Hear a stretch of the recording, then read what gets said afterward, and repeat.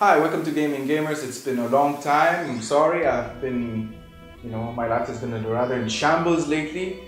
But today we're just going to go to the issue. We're going to talk about Legend of Heroes, Trails in the Sky, second chapter. Now, I haven't done a review for the first chapter, but I'm just going to do it for the second one because, well, it's almost the same game, and that one is actually the main one, considering everything that's been going on in the game. That one isn't as long as the second one. So the game starts with you, Estelle Bright, of the first chapter, waking up to realizing that your adopted brother, Joshua Bright, isn't there anymore. Yes, he has left for revenge or something like that. I will not go delve more into the story because spoilers alert, of course. Now, the game takes place in a way that, well, most JRPGs haven't been doing for a very long time, and that's story. Yes, story is very good in this game.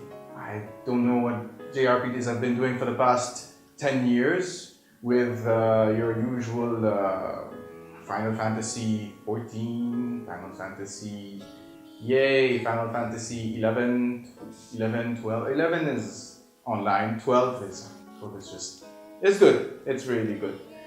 And of course, some of the newer JRPGs of these days, like I can't even remember the last JRPG I played because, well, to be honest, most of the JRPGs suck.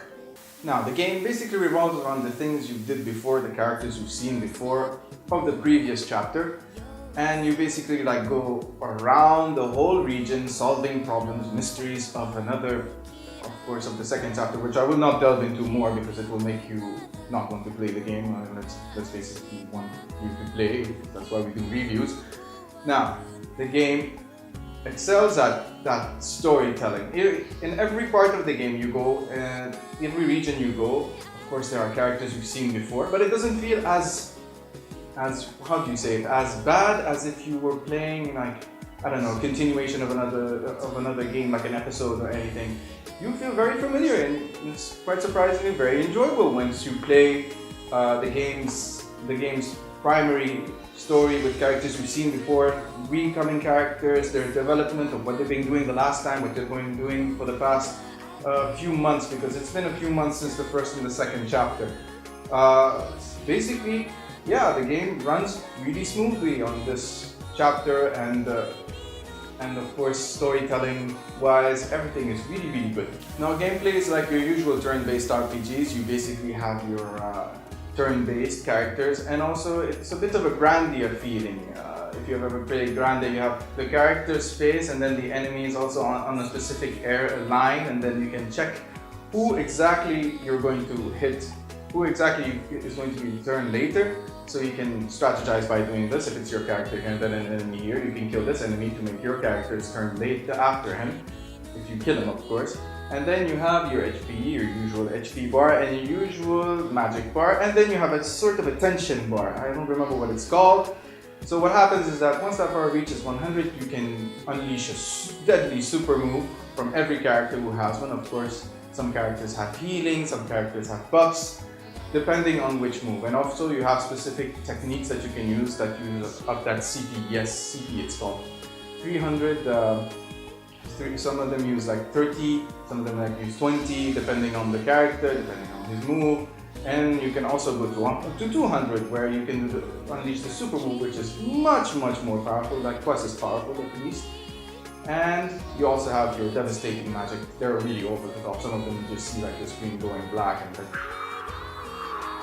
tornado and lightning and ice and other stuff that I really don't know what they are. Swords coming out from everywhere. And you also have your quests in this game. Now, this game, in terms of gameplay, you are a bracer. Your job is to help the people of the region you're in a specific area, in that specific time zone of the game, because the game is cut into pieces, regions. Basically, you have your regions, you have your main quest, and then you have your side quests. Now, your side quest is basically go pick up that, go kill these enemies, go hunt that guy, go walk with shoes. Walk with shoes from one area to another. while, while making sure you come back and then you tell the guy, yeah, I got my shoes, the shoes look great. Yeah, that's actually one of the quests. Now, the quest can be either very boring or very entertaining, depending on what it is, but this is exactly how you guessed it. This is a bracer's job. You are a bracer. Your job is to make sure that the people are happy.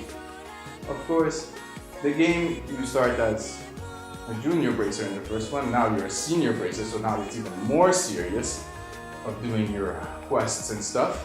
Of course, now instead of having that usual numbers, because in the first one it was numbers GP, now you have ranks that go from G to A. Of course, there is a special S class rank, which I don't know actually if you can reach it.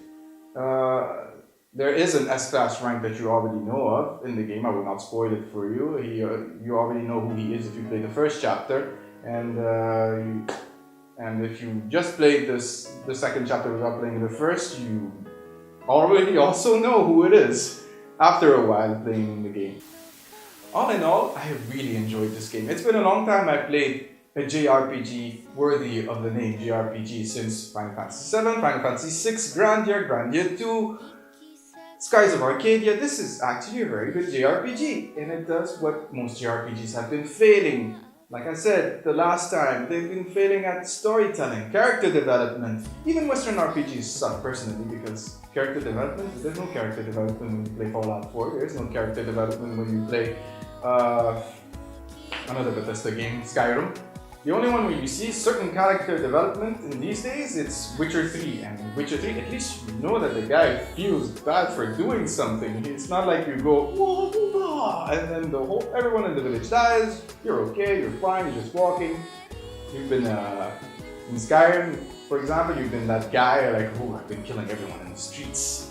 I feel bad. No, he doesn't feel bad. You don't know if he feels bad. You're the character. You're supposed to feel bad, but you don't feel it. You don't feel like you've done something wrong. And you feel the characters. It doesn't have to be choice-driven. You do some choices in the game, not very large choices, but choices that do change things in the game. From the last quest you did in the first one, and also from these quests, extra quests, secret quests. Because in the game there are secret quests that they don't tell you about. But you do see some characters changing, evolving, telling you different stuff, feeling different. You see them in, the other Western RPGs, but it doesn't feel right. It doesn't make you feel like you're invested your time. And in this land of liberal, I don't know what they call it, liberal, I don't know how to spell that name, of the kingdom itself. You feel like every character is important. You actually remember the characters' names because every character has a name. Johnny, Jack, little and he's a little kid, Bobby, and whatever. All the characters that you knew in your own home village, where they ask you in the beginning of the game, how is Joshua, where is he? And you're like, I need to find him. Of course, this is a bit of a spoiler, but yeah, the game is really good. It makes you feel like you're playing an actual game with people involved. Estelle is an awesome character. You feel her emotions, you feel the love, you feel everything. And, well, what can I say? It's just one of those RPGs that you cannot just miss. It's been under the radar actually. I've only seen it in some reviews. People don't really talk about Trails in the Sky.